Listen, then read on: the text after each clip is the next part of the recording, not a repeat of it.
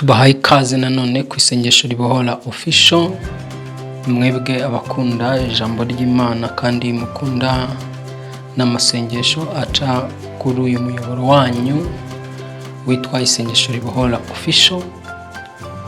Ni karibu mutera gatebe dutangirane namwe ndetse dusozanye namwe, twongeye kubaha ikaze mu izina rya Yesu Kristo, uwo twahawe dukirizwamo, kuko ibyakozwe n'intumwa igice cya 4:12 haravuga ngo kandi nta wundi agakiza kabonerwamo kuko nta rindi zina munsi y'ijuru ryahawe abantu dukwiye gukirizwamo. Izina rya Yesu Kristo niryo dukirizwamo ibyaha, izina rya Yesu Kristo niryo dukirizwamo indwara, izina rya Yesu Kristo niryo dukirizwamo inyatsi, imyaku n'imikoshi, intege nke n'ibindi byose biba byugarije umwana w'umuntu. Iyo winjiye muri Yesu Kristo byose arabigukiza. Ntabwo dukirizwa muri nyabingi, ntabwo dukirizwa mu buruzi, ntabwo dukirizwa mu kurasagwa, ntabwo dukirizwa mu kwisiga imiti itandukanye twakuye mu bapfumu, ntabwo dukirizwa mu mihango n'imigenzo abana b'abantu bakorerwaho, ntabwo dukirizwa mu munyu wo mu nyanja, ntabwo dukirizwa mu bintu bitandukanye abantu bizereramo. Oya, dukirizwa mu izina rya Yesu Kristo. Ntabwo twirukana abadayimoni dukoresheje umunyu wo mu nyanja cyangwa ikindi kintu icyo ari cyo cyose. Abadayimoni baduhunga biciye muri iryo zina rya Yesu Kristo twahawe abo mu isi, tuboneramo agakiza, tuboneramo kubohokeramo, tuboneramo ubuzima, tuboneramo imibereho. Bityo rero niba wakoreshaga ibindi bintu ubyizereramo agakiza, warayobye, kwizera kwawe kwaratanye. Niba wizeraga ko umunyu wo mu nyanja ari wo waboneramo agakiza, ukizera ko mu bintu byose ubona abantu bakora, ibyo wakwambariraho, ibyo wajyana mu makofi yawe, mu isakoshi yawe, imiti wakwisiga cyangwa se imigenzo yose wakorerwaho, inzaratsi wagendana nazo kumva ari zo zaguhesha igikundiro, kumva ari zo zatuma ucuruza, ibyo unyanyagiza mu butike yawe cyangwa se mu iduka yawe ukibwira ko ari byo waboneramo agakiza, ibyo byose wagiye ugatera mu murima wawe uzi ko ari byo waboneramo agakiza, ukeza ibyo wagiye uhaye inka zawe ngo zinywe ukibwira ko ari bwo wakororoka cyane mu by'ubworozi bwawe. Ibyo byose ni ibinyoma bya Satani, ni uburiganya bwa Satani. Urimo uraramya ibigirwamana, urimo urizera ibitari byo, kandi inyuma y'ibyo ngibyo wizera ni ugukorwa n'isoni, ni ukumwara, ni urupfu, ni ukwirukanka inyuma y'umuyaga. Ngwino wizerere muri Yesu. Numara kwizerera muri Yesu umenye yuko uyu Yesu ari we tuboneramo agakiza. Nta rindi zina waboneramo agakiza, nta kindi kintu waboneramo agakiza hano munsi y'ijuru. Izina wahawe ryonyine wabasha kuboneramo agakiza, wabasha kuboneramo amahoro, wabasha kuboneramo umutekano. Izina waboneramo gutera imbere, izina waboneramo kwaguka, izina waboneramo igikundiro, izina waboneramo kwemerwa, izina waboneramo amahirwe watakaje kandi wabuze. Ni izina rya Yesu Kristo. Mahirwe wifuza wayabonera muri Yesu, umunezero wifuza wabonera muri Yesu, gukira indwara ushaka wabibonera muri Yesu Kristo, kubohoka imyuka ikakuhunga, imyuka igacika ku buzima bwawe, uburozi bugashya bugakongoka, ukabaho mu mudendezo, nta wakuroga ngo bigufate, nta handi wabibonera. Ni muri Yesu Kristo wabambwe agapfa akazuka, ni muri Yesu Kristo muzima, ni muri Yesu Kristo hano munsi y'ijuru dukirizwamo gusa. Ikaze rero muri uyu mwanya tuganira ijambo ry'Imana. Imana ishyize ijambo ku mutima wanjye rivuga ngo ntugasuzugure ijambo, kuko ijambo ribitse ubuzima, ijambo ribitse imibereho, ijambo rya Yesu ribitse intsinzi, ribitse amahoro, ribitse iterambere wifuza. Icyo wifuza cyose kiri mu ijambo. Nusuzugura ijambo uzaba usuzuguye iterambere ryawe, uzaba usuzuguye amahirwe yawe, uzaba usuzuguye imigisha y'Imana kandi uyijugunye. Kujugunya imigisha y'Imana ni ugusuzugura ijambo ry'Imana, ni ukwirengagiza ijambo ry'Imana, ni ukudagacira ijambo ry'Imana. ndagusengera kano kanya mu izina rya Yesu Kristo kugira ngo ijambo rimanutse rije ku buzima bwawe riyambara ubuzima mu izina rya Yesu, rihindura ibintu byinshi mu mibereho yawe mu izina rya Yesu Kristo, rihindura ibintu byinshi mu bugingo bwawe mu izina rya Yesu Kristo. Ijambo rimanutse ugiye kumva mu izina rya Yesu rikumira imizimu n'imyuka mibi y'abadayimoni, iyo utongerwa, iyo bakohera, iyo baguteze, iyo bagushyiramo nijoro usinziriye, iyo urya mu byo kurya, iyo urya mu byo kunywa bya nijoro cyangwa se no mu biryo bisanzwe, ndategeka unyumva kugira ngo buri mwuka wose wari ukugarije kandi wabuzaga amahoro ubuzima bwawe, buri mwuka mubi wakubuzaga amahoro, buri mwuka mubi waguhangagaho ukagutera ibihombo, ukagutera inyatsi, ukagutera imyaku, ukagutera gusubira inyuma, ukagutera kuva mu byizerwa, buri mwuka mubi wakubuzaga gusenga ukakuvanamo ibihe byo gusenga, umwuka mubi wakubuzaga kumva ijambo ry'Imana, watuma gusuzugura ijambo ry'Imana, buri mwuka mubi wose izina rya Yesu Kristo wari warakuvanye mu bubyutse, warakuvanye mu mwanya wawe, wakujyanye mu buhenebere, waguciye intege, ugucokoza, ukuvana mu bihe byo kwizera Imana, ndawusenya mu izina rya Yesu Kristo mu mazina yose. Dutangirana kino kiganiro tugisozanya, ubona ukuboko kw'Imana, ubona imbaraga z'Imana mu izina rya Yesu.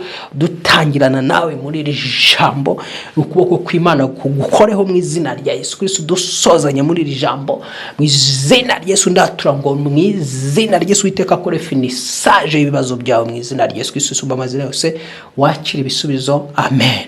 Uko natuye ngo hakikisha ya kwamba unaanza nami na unamaliza nami. Kora ibishoboka byose dutangirane hanyuma dusozanye muri iri jambo. Ni uraza gusozanya nanjye muri iri jambo.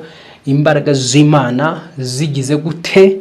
Imbaraga z'Imana zikubohoye, imbaraga z'Imana ziguhaye ubuzima, imbaraga z'Imana zihinduye byinshi biciye mu ijambo ryayo.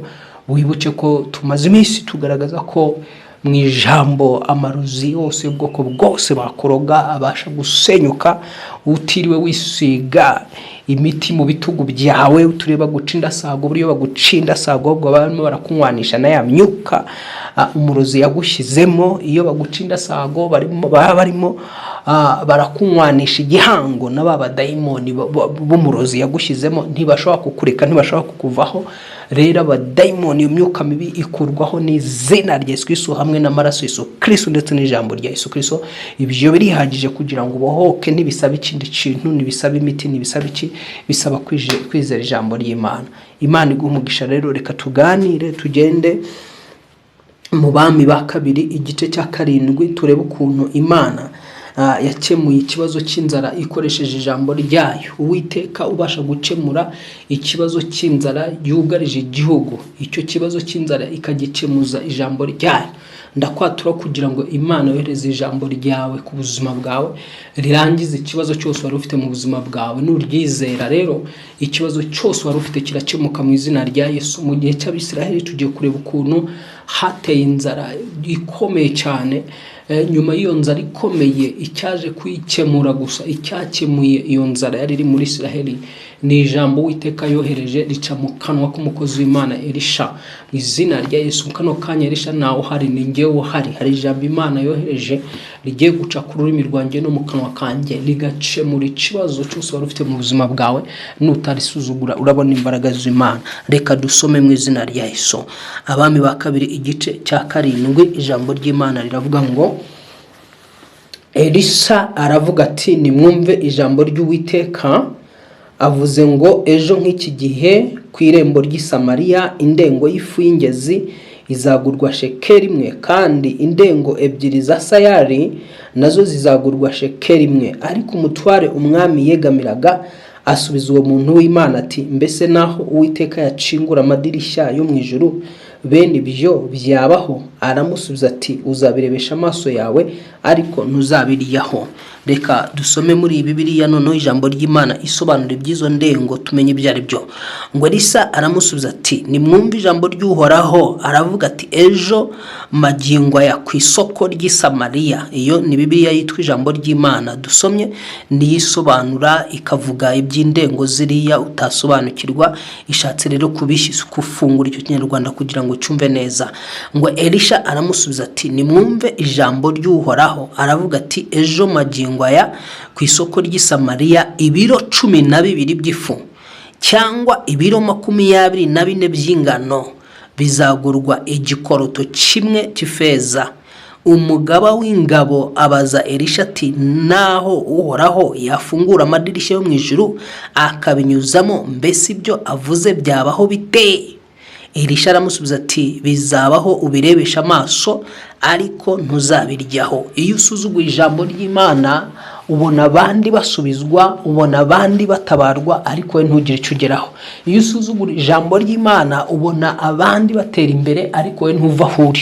Iyo usuzugura ijambo ry'Imana nturyizere ubona abandi bakira indwara, wowe indwara yawe ukayigumana. Iyo usuzugura ijambo ry'Imana ubona abandi baryizeye bava mu bwiza bajya mu bundi, wowe ugahera aho uri.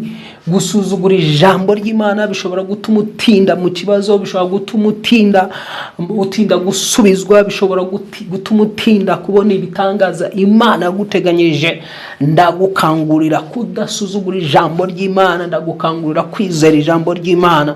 Reka turebe ibingibi Elisha yarahanuye byari bigenze gute.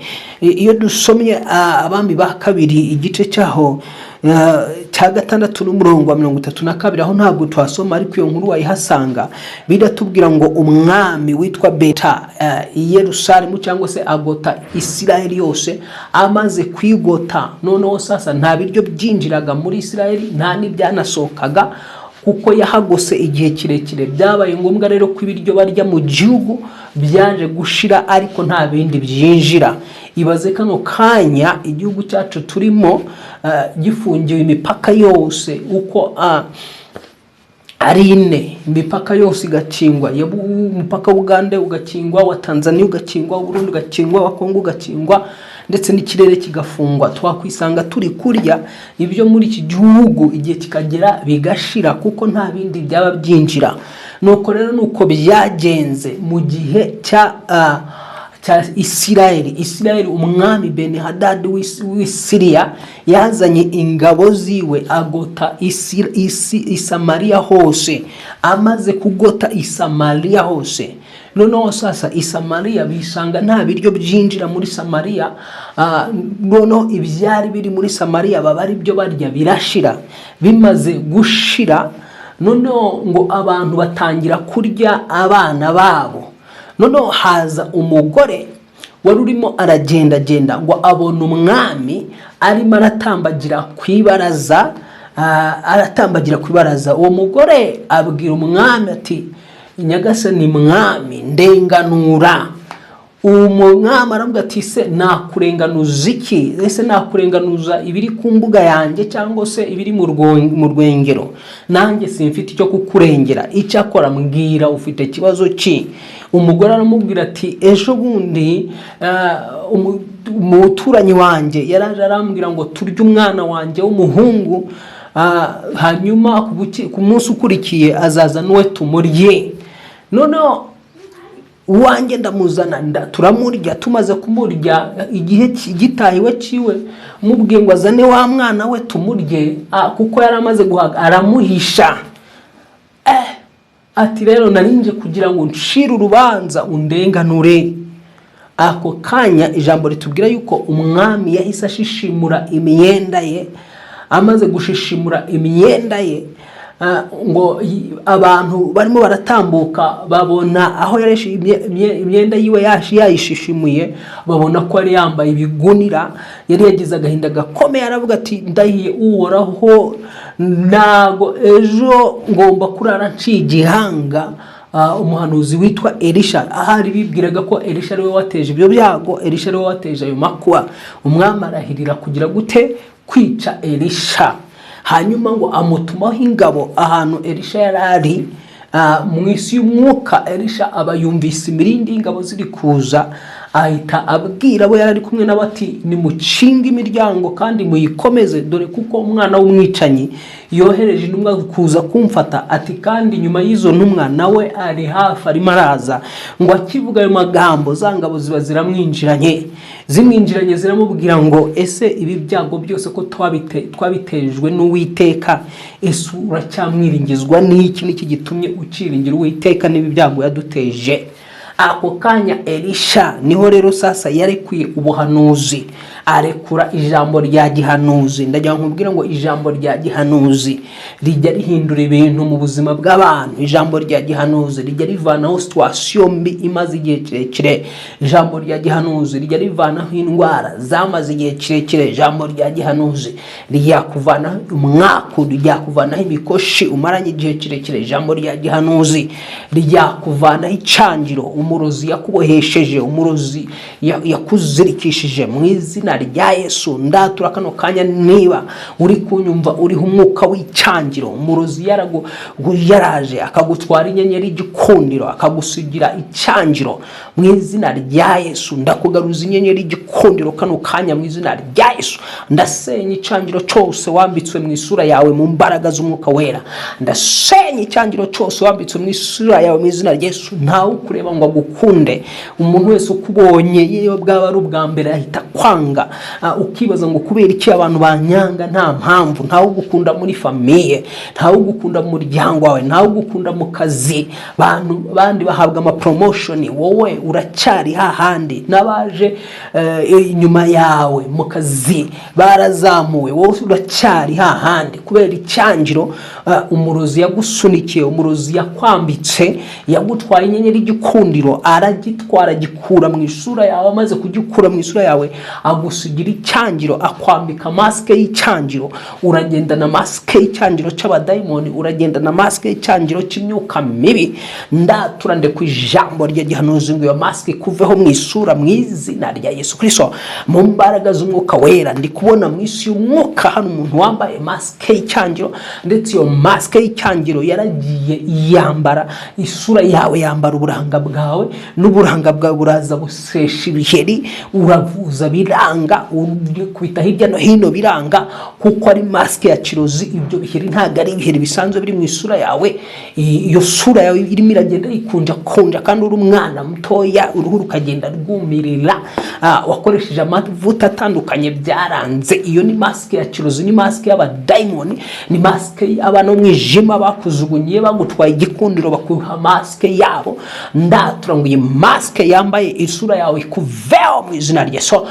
Ku ijambo rya gihanuzi kugira ngo neza amatwi isura yawe cekano kanya ho mvugira hamwe izina rya Yesu. Iyo maske nyisubije abayiguhaye mu izina rya Yesu. Icyo cangiro ndakifata mbiri mu mwuka, ndakikwambura mu izina rya Yesu Kristo. Nyisubije abakikohereye mu izo mbaraga z'umwuka wera. Akira kubohoka ku isura yawe, akira kubohoka ku buranga bwawe.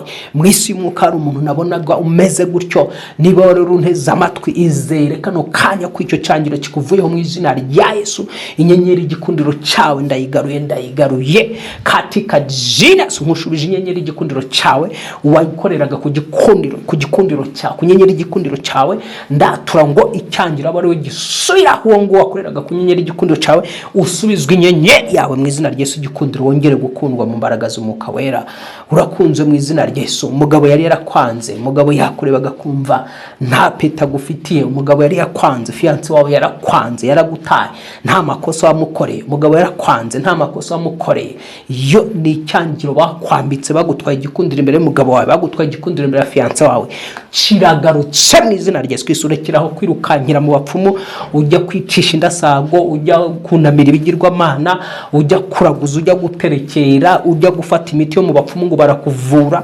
Iyo miti ujya kwenda mu bapfumu, ahubwo muri abo bapfumu niho bari bugutwarire, niho bari gushimangirire icyangiro watewe n'uwo murozi, umurozi aba yaguteye icyangiro akagaruka akakuganiriza mu buryo bw'umwuka, agatuma abadayimoni bakakuganiriza, babadayimoni bakakurindagiza bakakujyana mu bapfumu, ntumenye yuko umurozi n'ubundi uburozi bwose abakoresha aba yarabuvanye mu bapfumu.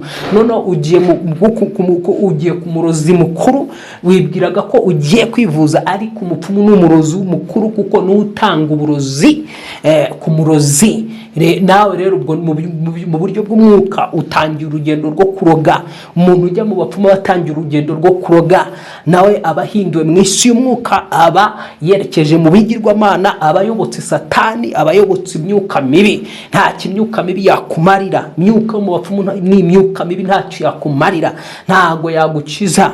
Neho bya bindi witongo yagukijije ibikubeshya nyine nyuma y'igihe gato. Bigenda gute kugira ngo umuntu wagiye mu bapfumu ase nkubona ko yorohewe gato? Iyo ugiye ku mupfumu dore ukuntu bigenda. Umupfumu ahita aguha ya miti yayitongeremo abadayimoni, yayitongeremo imyuka mibi, yayitongereyemo bajya biwe, cyangwa se yayitongereyemo imizimu y'abakurambere biwe. Hanyuma akakubwira ati genda wisiga yindi yinywe, yindi ugenda uyimene mu mayira abiri, yindi ugire gutya na gutya. Noneho sasa cyagiye wisize ya miti, ya myuka yajya wa mupfumu yizereramo ikwinjiramo, ikagenda igahura na ya myuka mibi umurozi yakohereye, umurozi yagutongereye, bikaganira byombi. Noneho kimwe imyuka mu bapfumu ikabwiriye wa murozi ati uyu muntu reka tumuhe agahenge k'igihe gito. Noneho ya myuka ko yamaze kuganira no kumvikana ko ugiye kuguha agahenge k'igihe gito, icyo gihe wowe uyishuka ko wakize, wishuka ko wamuvuza ari umuvuzi w'umuhanga, ariko nta buhanga buhari, ahubwo n'ubucabiranya, n'uburiganya bwa Satani, na amayeri.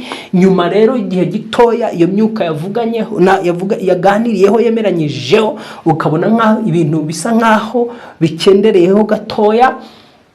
Igihe kikagira nk'iminsi runaka, ukongera ibibazo birongera bibaye ibibazo byaba bibaye ibibazo, ubwo baba barimo bakureshya gahoro gahoro kugira ngo uzisange warabaye umurozi. Noneho uri koronike n'imiti y'abapfumu, warabaye imbata y'imiti yo mu bapfumu, noneho warabaye nawe umupfumu cyangwa se warabaye umurozi uroga nyine. Ejo bakongera bakaguha ibindi gutyo gutyo, kugeza igihe uzisanga umaze gukorana amasezerano na Satani. Ayo masezerano ukaba utazabasha kuyivanamo. Kandi kibi cy'ibyo bintu, ayo masezerano wakoranye na Satani n'urubyaro rwawe, no kuvuga ngo urukize mu kaga, abagukomokaho ubashyize mu kaga. N'ibyo ku ijambo ry'Imana rivuga ngo ihora gukiranirwa kw'abana na base guhera ku buvivi no ku bivivure. Nivuga ngo igihano cy'Imana gihita kikujyaho ubwawe, umuvumo gahita kujyaho ubwawe, n'urubyaro rwawe rugukomokaho ukaburuteje umuvumo, ukaburuteje akaga utabizi, warubikoze mu bujije. Garukira aho ngaho rero. Ijambo rya Gihanuzi rivuye ku Uwiteka ririhagije kuguhumanura, ririhagije kugukiza, ririhagije kugutandukanya n'imbaraga zose zakurwanyaga mu izina rya Yesu Kristo. Hanyuma rero sasa, nyuma y'ibyo rero nuko Elisha yahanuye ubu buhanuzi. Tugarutse mu byanditswe, Elisha ahanura arekura ijambo rya Gihanuzi, abwira uwo muntu w'Uwiteka warumubwiye ngo uwo muntu w'Uwiteka aramubwiye ngo umva ukuntu wa muntu yaje abwira Elisha ngo Elisha amaze kuvuga atyo, intumwa ibirahageze ati Uhoraho ubwe niwe waduteje ibi byago, none se naba nkimwizereyeho iki?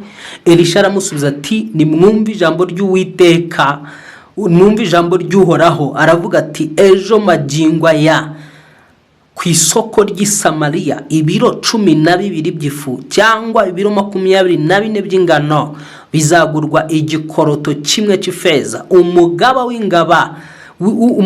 w'ingabo abaza Elisha ati naho Uhoraho yafungura amadirishya ku ijuru akabinyuzamo, mbese ibyo avuze byabaho bite?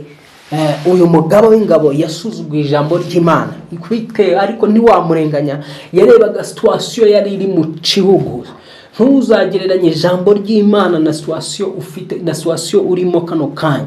Ijambo ry'Imana riruta situation uhagazemo. Ijambo ry'Imana riruta ikibazo urimo. Ijambo ry'Imana riruta ikibazo umaranye imyaka 30. Ijambo ry'Imana riruta ikibazo umaranye imyaka 40. Ijambo ry'Imana riruta ikibazo umaranye imyaka 5. Ijambo ry'Imana riruta ikibazo umaranye imyaka 10. Ijambo ry'Imana riruta ikibazo wavuciyemo, wakuriyemo, ukakirererwamo, ukagishakiramo, ukakibyariramo. Ntuzigere ugereranya ikibazo cyawe ngo ukigereranye n'ijambo ry'Imana. Ijambo ry'Imana iyo rimanutse ku kibazo kirahoka, ikibazo kikayonga, kigashonga mu izina rya Yesu. Ibyo bibazo uhagazemo bikeneye guhanurirwa ijambo ry'Imana. Iyo ndwara ikeneye kubwirwa ijambo ry'Imana, ijambo ry'Uhoraho. Ntambara uhagazemo zikeneye kubwirwa ijambo ry'Imana. Ubukene uhagazemo bukeneye kubwirwa ijambo ry'Imana. Ubwo busibatera umaranye imyaka myinshi, uri 35 nurashaka, uri muri 40 nurashaka, uri 40 n'ingahe nurashaka. Iyo myaka ugezemo, urwo ruzingo rukeneye kubwirwa ijambo ry'Imana mu izina rya Yesu. Ndavugana n'uruzingo rw'iyo myaka rw'abakuzinze yuko utagomba gushaka. Aka kanya ndarushongesha mu izina rya Yesu, ndarucisha imbaraga amaraso Yesu Kristo umwana w'Imana nzima. Ahantu bakumanitse bagatwara umwenda wawe imbere, bakawupfundikanya, bakawuhambira, bakawuvungamo amapfundo menshi, bakarahirira izindi mana, bakarahirira amajini n'imizimu n'andi mashitani yuko utazigera ushaka. Urwo ruzingo ndaruca mu izina rya Yesu Kristo. Ayo mapfundo ndayakatagura mu isi y'umwuka no mu isi ifite imibiri mu izina rya Yesu Kristo. Ndakwaturaho gushaka, ndakwaturaho gushaka mu izina rya Yesu. Ndakwaturaho mariage mu izina rya Yesu Kristo. Ndakwaturaho ubukwe mu izina rya Yesu. Ubwo bukwe bwaziritswe n'imizimu yo mu miryango y'iwanyu, ubwo bukwe bwaziritswe n'abarozi bo mu mafamiye yawe, ndabubohora mu izina rya Yesu Kristo mu butware twahawe, kuko ijambo rivuga yuko katika jina la Yesu twahawe imfunguzo z'ubwami. Handitse yuko ibyo tuzahambura mu isi no mu ijuru bizabihambuwe. Mpagaze muri iryo jambo, ndahambura mariage yawe mu izina rya Yesu Kristo. Ndahambura urushako rwawe mu izina rya Yesu. Mu mwuka ndaruhambura, mu mubiri ndaruhambura mu izina rya Yesu Kristo. Wewe wahambirijwe indwara za hato na hato, zimwe zivaho hazi izindi, ndagucaho imigozi y'indwara zitandukanye mu izina rya Yesu Kristo watsinze urupfu n'ikuzimu.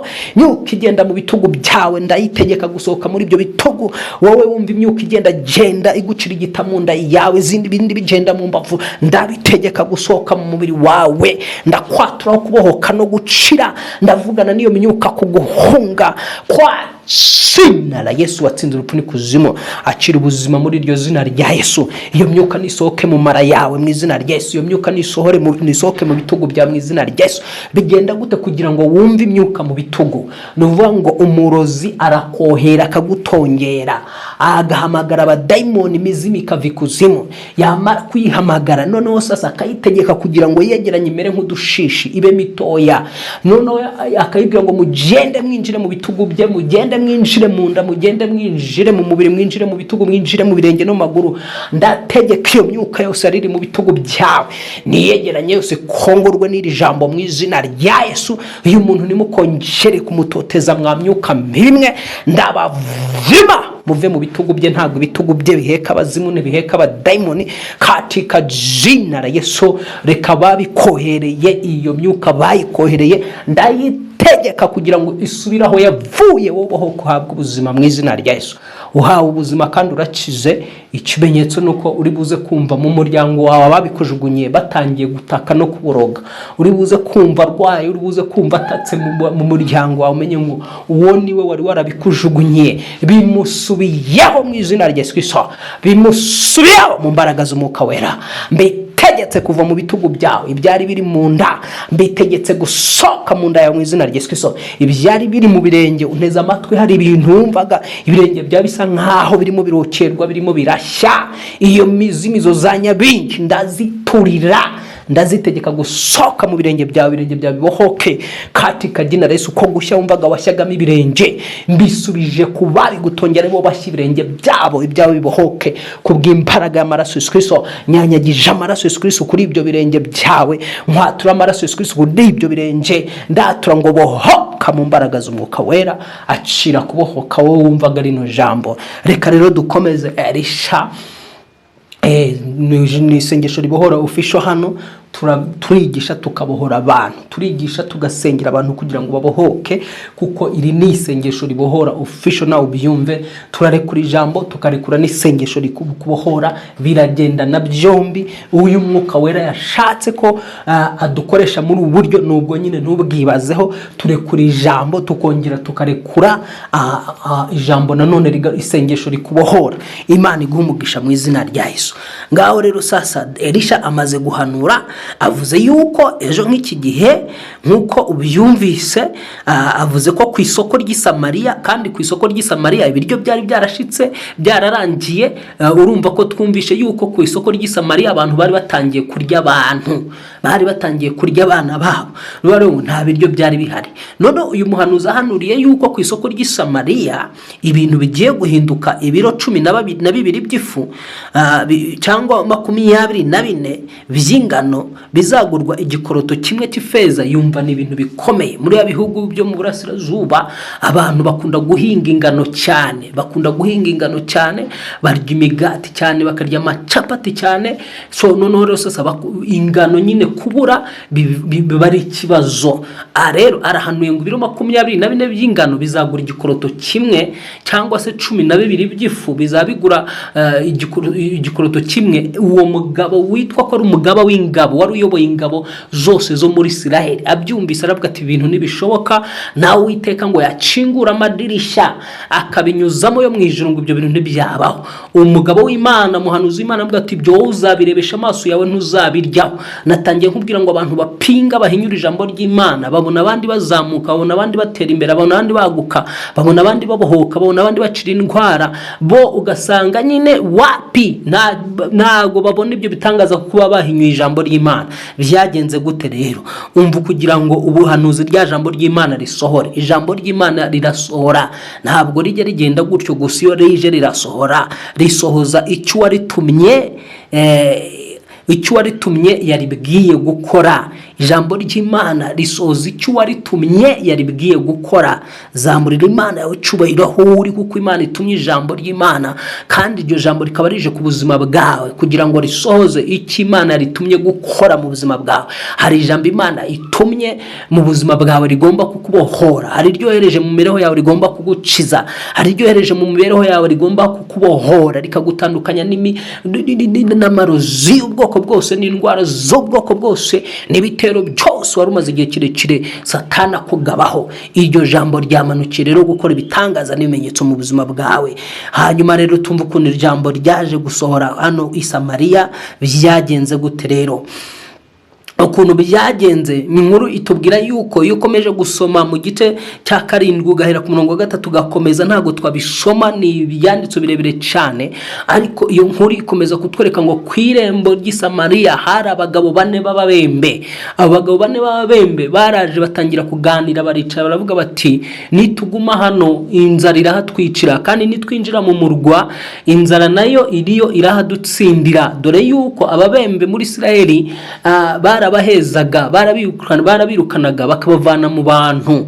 Abo babembe rero bari kwirembo nubundi, ariko iryo rembo bariho bari bafite ikibazo cyo gutabwa, cyo kujugunywa n'abantu batabasha kujya mu bantu. Ikindi bari bafite ikibazo cy'inzara, inzara yacaga ibintu nyine mu gihugu.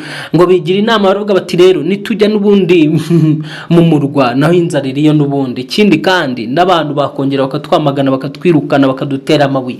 Barongera bati kandi tuguma nahangaha inzara iratwica. Abo babembe bigira inama kuvuga ngo mureke tujye aho ibirindiro by'Abisiriya biri, ingabo z'Abisiriya aho ziganditse, aho zikambitse, tugende. Nuvuga ngo nizitwica zitwice, nizidukiza turabaho. turabona ibiryo. Ubwo mu yandi magambo bari bigira inama yo kujya gusaba ibiryo izo ngabo z'Abasiriya zari zateye Isiraheli. Baba bembe rero bane batangira kugenda. Uko bagendaga mu isi y'umwuka, Imana imanura igishyitsi mu ntambuko zabo no mu birenge byabo. None uko bagendaga batambuka uko ari bane, aho ingabo z'Abasiriya zikambitse zo zikumva igihiriri cy'imirindi cy'ingabo nyinshi n'amafarashi menshi arimo yirukanka mu matwi yabo. Noneho batangiye kumva igihiriri gikomeye cyane cy'imirindi y'ingabo nyinshi mu matwi yabo, batangira kwibwira ati birashoboka ko umwami w'Abisirayeli yakodesheje izindi ngabo z'amahanga akaba aje kutugabaho ibitero. Noneho soza batangira kugira ubwoba, ngo batangira kwirukanka bava mu mahema yabo, barirukanka bata imyenda yabo, bata ibyo kurya byabo, bata intwaro z'intambara zabo, bata amafarashi yabo, bata buri kimwe cyose bagitaho, ifeza n'izahabu barabita. Barirukanka cyane. Uko bagendaga birukanka bahunga, niko barushagaho kumva igihiriri cy'ayo mafarashi abirukankana. Ariko n'Imana ari yumvishije icyo gihiriri cy'amafarashi. Mu by'ukuri ndagusengera kugira ngo nawe Imana yumvishe igihiriri abazimu n'abadayimoni bakurwanyaga baguhunge, abarozi baguhunge mu izina rya Yesu Kristo. Ndagusengera kugira ngo Imana yumvishe imirindi, ingabo nyinshi zo mu ijuru zivuye mu ijuru, arizo z'abamarayika zirukankana ababisha bawe, zirukankana abakwanga, zirukankana abagukwena, zirukankana abagupinga, zirukankana ababisha bawe n'abanzi bawe mu izina rya Yesu. Maze imigisha abanzi bawe bari baragutwaye, imigisha abanzi bawe bari barakwibye, wongere kuyirekipera no kuyisubirana mu izina rya Yesu Kristo. Inyenyeri yawe igikundiro wongere kuyisubirana mu izina rya Yesu Kristo. Inyenyeri yo kwemerwa wongere kuyisubirana, y'ubutunzi bw'amafaranga wongere kuyisubirana mu izina rya Yesu. Inyenyeri y'ubucire bwawe yongere kuyisubirana, y'ubucuruzi wongere kuyisubirana mu izina rya Yesu Kristo. Umwana w'Imana nzi inyenyeri yo kuba ku muryango, kuba ku rugo, y'urubyaro wongere kuyisubirana. Izo nyenyeri zawe wari warazibwe, ndatura ngo uzisubizwe mu mbaraga y'amaraso Yesu Kristo. Acira gusubizwa imigisha yawe yose wari waranyazwe n'ababisha bawe. Uwiteka akomeze kumvisha igihiriri cy'imirindi y'ingabo nyinshi z'abamarayika bamanutse, azumvisha abakwanga, azumvisha bari barakugose. Birashoboka imbere n'inyuma ukaba wari waragoswe nk'uko i Samariya naho hari haragoswe. Nawe ushobora kuba ugoswe n'ubukene, ukaba ugoswe na kirize, ukaba ugoswe n'icyangiro. Imbere n'inyuma nta butabazi uri kubona mu muryango, nta butabazi uri kubona ya miryango wakuvuyeho, inshuti zakuvuyeho, uribona nka nyakamwe, umugabo yaragutaye, inshuti zawe ntizikigufasha. Mu izina rya Yesu Kristo ndakwaturaho ubutabazi bwihuse mu izina rya Yesu. Ndamanura ingabo zo mu ijuru, arizo ngabo z'abamarayika b'Uwiteka, zimanuke zikimbagize, zirukankane cyane ababisha bawe n'iyo myuka yose yari kugose iburyo n'ibumoso. Iyo myuka irekura inshuti zawe zongere zikwibuke mu izina rya Yesu. Iyo myuka irekura ubucuruzi bwawe wongere gucuruza no kunguka mu izina rya Yesu. Iyo myuka irekura igishoro, ubone igishoro mu izima. Ndakwaturaho ubutabazi. Iyo myuka niguhunge, ndakwaturaho ubutabazi bwihuse. Marayika w'Iteka amanura ukuboko kwiwe, agufata ukuboko, agukure mu izingiro ry'ibibazo wari uzingiwemo mu isi y'umwuka. Ndabona hari umuntu wazingiwe mu izingiro ry'ibibazo, ndabigusora mu izina rya Yesu Kristo. Va mu maganya, va mu bwihebe, va mu gahinda, va mu gushidikanya, kuko Uwiteka azanye ubutabazi ku buzima bwawe mu izina rya Yesu. Hanyuma ngo za ngabo zikomeza kwiruka nka zirahunga. Ababembe bageze mu ihema rya mbere basanga nta ngabo zihari. Ikibazo bari bafite cy'inzara, babanza kwicara bararya barahaga. Bamaze kurya no guhaga, hanyuma ngo batangira no gushomba ifeza n'izahabu. Bageze mu ihema rya kabiri baratunda ihema izahabu, barazibika. Bamaze kuzibika amafaranga, bamaze kuvanamo yabo, ni bumva bahaze neza, bamaze kwijuta mu nda, barahaze, amafaranga barayabonye, barasahuye. Noneho ngo bageze baribwira bati rero iyi ni inkuru nziza ku Bisiraheli bose, nidukomeza kwicara aha ngaha Uwiteka biduhora.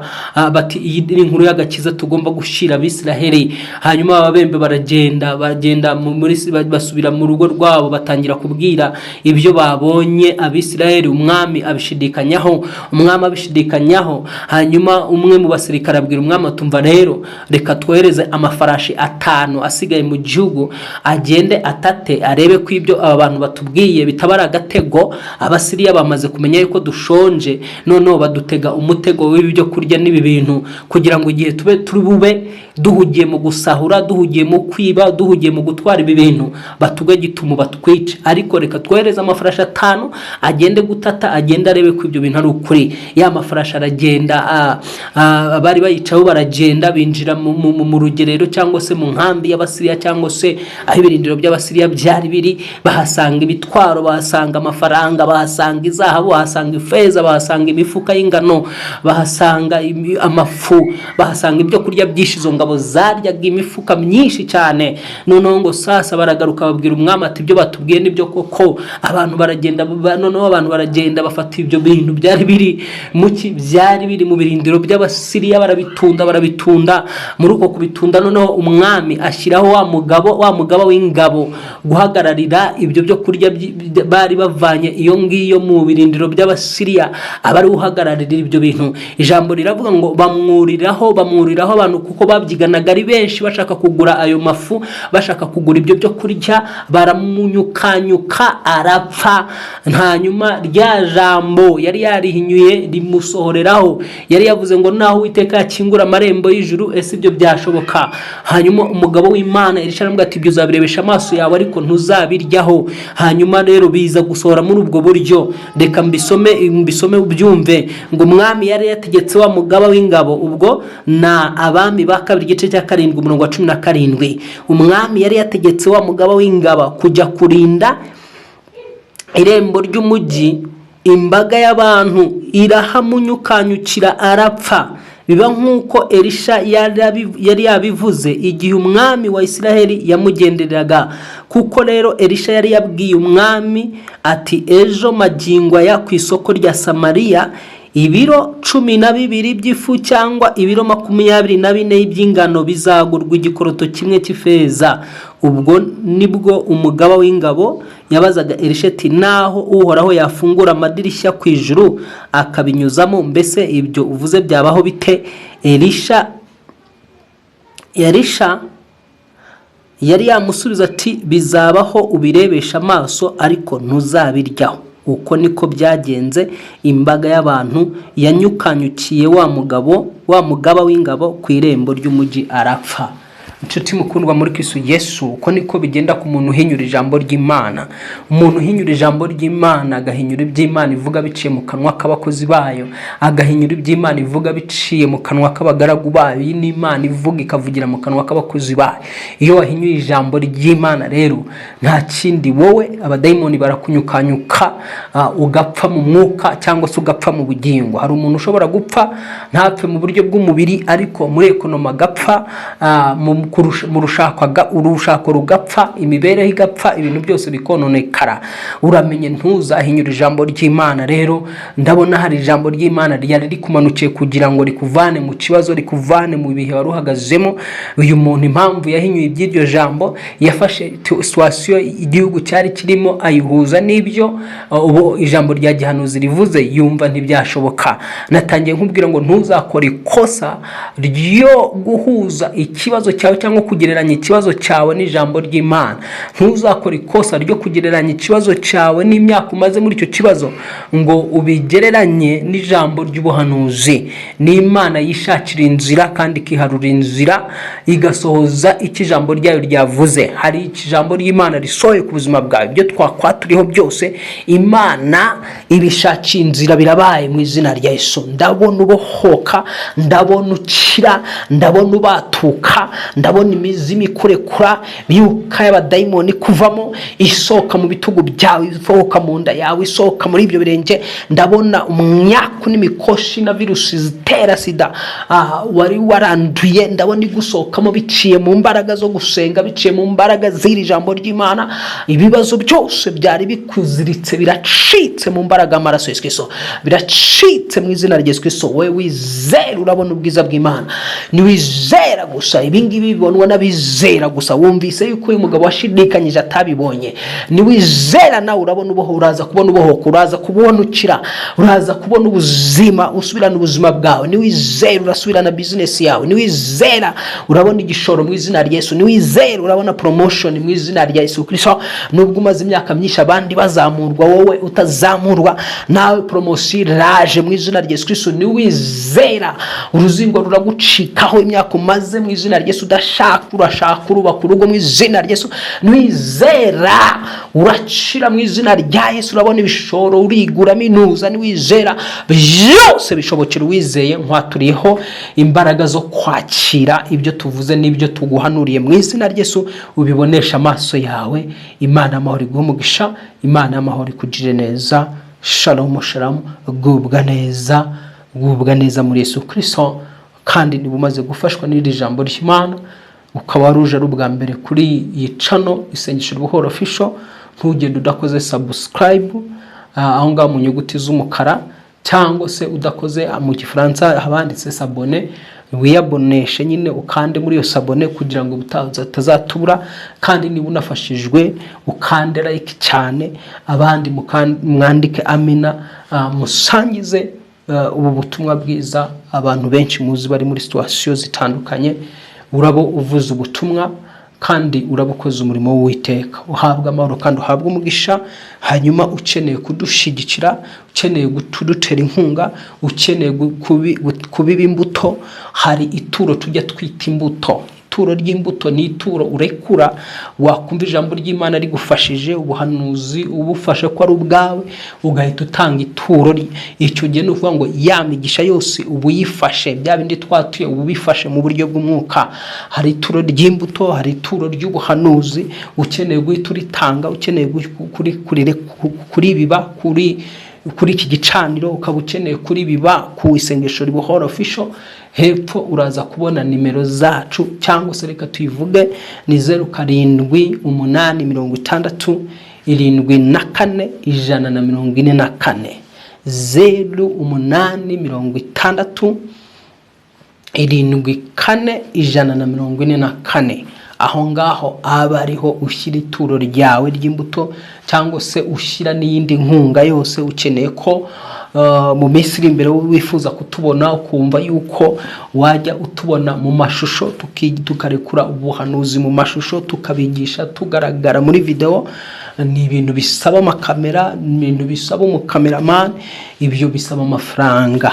Ushaka kudutera inkunga rero kugira ngo twaguke, ukaba watugurira kamera, cyangwa se ukaba wakora igishoboka cyose mu byo ushoboye bitewe n'ubushobozi ufite, niyo nimero tuvuze wadutereraho inkunga. Habwa umugisha n'Imana, Imana ya Abrahamu na Isaka na Yakobo, Imana dusenga yaremye ijuru n'isi n'inyanja n'ibirimo byose, Imana itajya yitiranywa ibiyitirira ikabikoza isoni, Imana y'ukuri guhindurira imibereho buri situation yose warurimo, ndatura ngo yisokemo mu izina rya Yesu, winjire mu gisubizo cy'Imana.